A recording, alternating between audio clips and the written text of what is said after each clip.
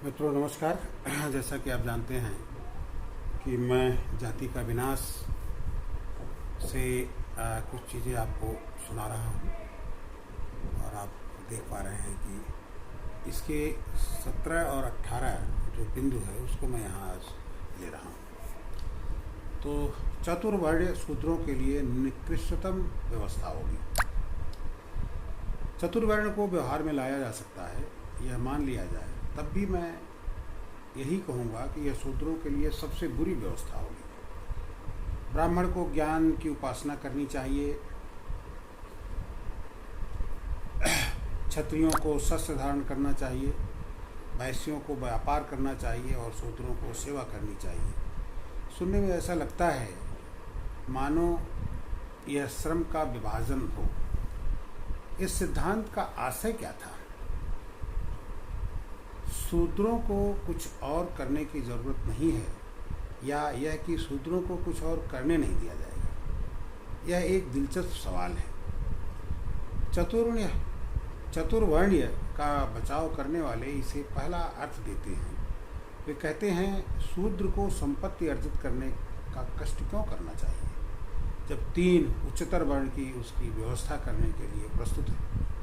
शूद्र को शिक्षा प्राप्त करने की जहमत क्यों करनी चाहिए जब ब्राह्मण है ही जिसके पास वह पढ़ने या लिखने का मौका आने पर जा सकता है।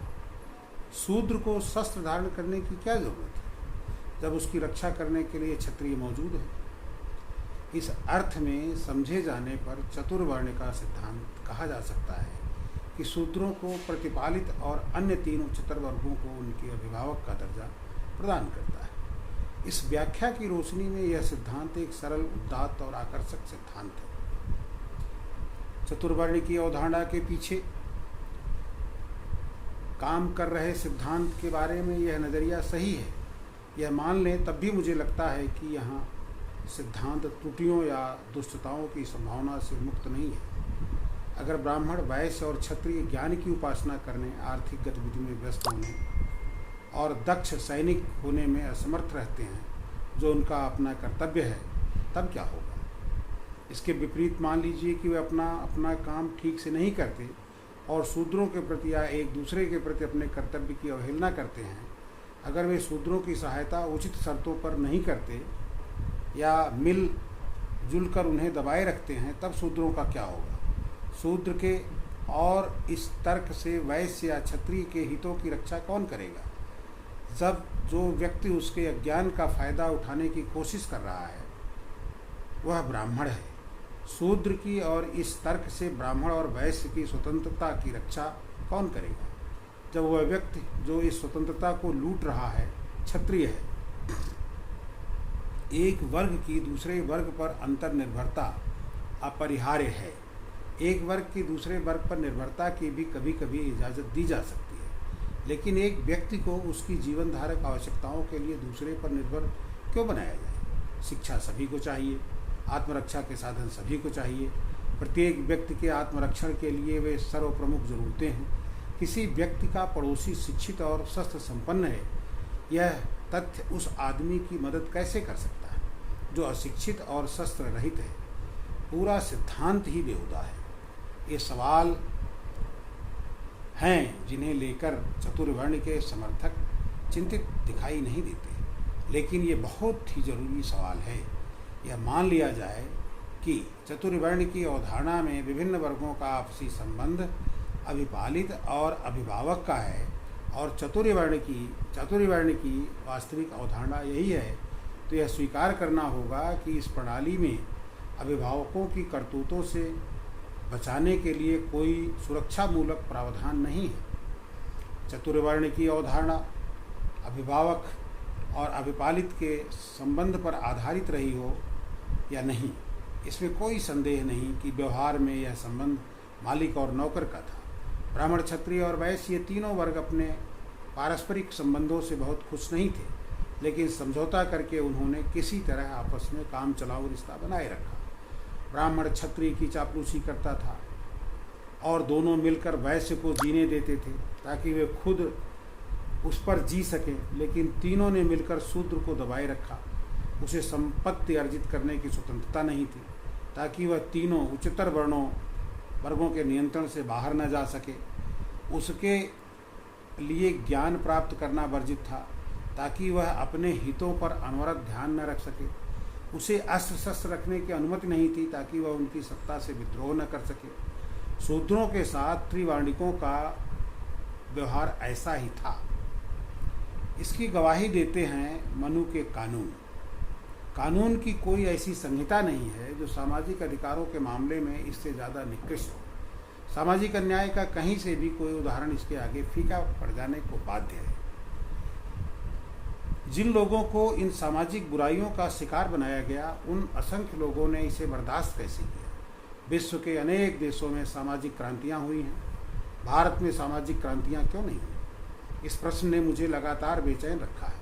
इसका एक ही जवाब मैं दे सकता हूँ, और वह यह है कि इस अधम जाति प्रथा के माध्यम से हिंदुओं के निम्नतर वर्गों को सीधी कार्यवाही के लिए पूर्णतः अक्षम बनाकर रखा गया है। उन्हें शस्त्र रखने की इजाज़त नहीं थी, और शस्त्र के बिना वे विद्रोह नहीं कर सकते थे। वे सब किसान थे या किसान होने के लिए अभिशप्त थे, और उनके लिए अपने हल को तलवार में बदलने का विकल्प हमेशा वर्जित रहा। उनके पास बंदूकें नहीं थी, और इसलिए जो चाहता उन पर चढ़ सकता था और चढ़ भी जाता था। जाति प्रथा के कारण वे शिक्षा प्राप्त नहीं कर सकते थे, अतः वे अपनी मुक्ति के बारे में न सोच सकते थे और न जान सकते थे। वे निम्न होने के लिए अभिशप्त थे, और इससे छुटकारा पाने का कोई रास्ता न जानने के कारण और छुटकारा पाने के साधनों के अभाव में उन्होंने चिरंतन दासता के साथ अपना सामंजस्य बैठा लिया और इसे अपना अपरिवर्तनीय भाग्य मानकर स्वीकार कर लिया। यह सच है कि यूरोप में भी ताकतवर ने कमज़ोर का शोषण करने से ही नहीं, उसे लूटने से भी कभी संकोच नहीं किया। लेकिन यूरोप में ताकतवर ने कभी भी कमज़ोर को इतनी बेशर्मी के साथ शोषण के रूबरू असहाय रखने का वैसा षड्यंत्र नहीं किया जैसा कि भारत में हिंदुओं ने किया। ताकतवर और कमज़ोर के बीच सामाजिक युद्ध उससे कहीं ज़्यादा हिंसक तरीके से यूरोप में जारी रहा जितना वह भारत में कभी हुआ है। इसके बावजूद यूरोप में कमज़ोर के पास सैनिक सेवा में भाग लेने की स्वतंत्रता के कारण उसका शारीरिक हथियार, पीड़ा में उसका राजनीतिक हथियार और शिक्षा में उसका नैतिक अधिकार मौजूद रहा। मुक्ति के ये तीनों हथियार यूरोप में ताकतवर ने गरीब से कभी नहीं छीने, लेकिन भारत में जाति प्रथा ने देश के बहुसंख्य लोगों को इन तीन हथियारों से वंचित रखा।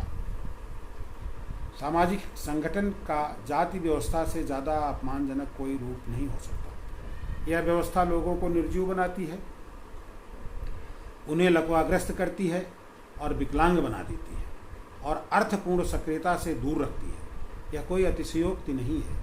इतिहास में इसके विपुल उदाहरण भरे पड़े हैं। भारत के इतिहास में सिर्फ एक युग है जो स्वतंत्रता, महानता और गौरव का युग है, वह युग मौर्य साम्राज्य का है।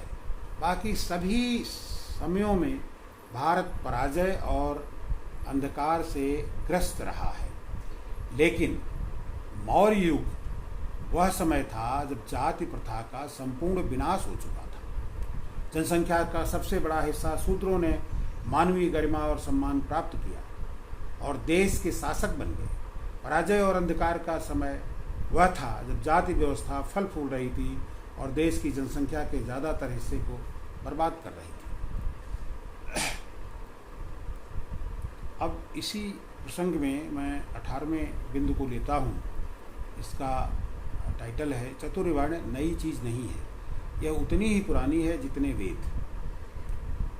चतुर्वर्ण नया नहीं है, यह उतना ही पुराना है जितने की वेद। यह कई कारणों में से एक है जिससे आर्य समाजी हमें इसकी वैधता पर विचार करने के लिए कहते हैं। अतीत पर नज़र डाली जाए तो सामाजिक संगठन के रूप में जाति व्यवस्था को आजमाया गया है और यह विफल रहा है। पता नहीं कितनी बार ब्राह्मणों ने क्षत्रियों का बीज नाश किया है, पता नहीं कितनी बार क्षत्रियों ने ब्राह्मणों को नेस्तनाबूद किया है। महाभारत और पुराण ब्राह्मणों और क्षत्रियों के बीच संघर्ष की घटनाओं से भरे पड़े हैं। उनमें इतनी तुच्छ बातों के लिए भी झगड़ा होता था कि ब्राह्मण और क्षत्रिय रास्ते में मिल जाएं तो कौन पहले नमस्कार करेगा या कौन किसको रास्ता देगा। न केवल ब्राह्मण क्षत्रियों की आँख की किरकिरी थे, बल्कि क्षत्रिय ब्राह्मणों की आँख की किरकिरी थी। ऐसा लगता है कि क्षत्रिय इतने आतताई हो गए थे कि जनता, जिसे चातुर्य वर्ण व्यवस्था के तहत हथियार विहीन कर दिया गया था, उनसे निजात पाने के लिए सर्वशक्तिमान ईश्वर से प्रार्थना किया करते थे। भागवत निश्चयात्मक स्वर में हमसे कहता है कि कृष्ण ने सिर्फ एक पवित्र मकसद से अवतार लिया था, यह था क्षत्रियों का विनाश करना। जब विभिन्न वर्णों के बीच प्रतिद्वंदिता और शत्रुता के ये उदाहरण हमारे सामने हैं, तब मैं समझ पाने में असमर्थ हूँ कि चतुर्वर्ण को कोई कैसे एक आदर्श के रूप में रख सकता है जिस पर हमें चलना चाहिए, या एक ऐसे पैटर्न के रूप में पेश कर सकता है जिसके आधार पर हिंदू समाज का पुनर्गठन किया जाना चाहिए। तो मैंने एक साथ दो बिंदुओं को पढ़ा है, और दोनों एक साथ चूँकि इस तरह से आ गए हैं, तो मैं नेक्स्ट के लिए आगे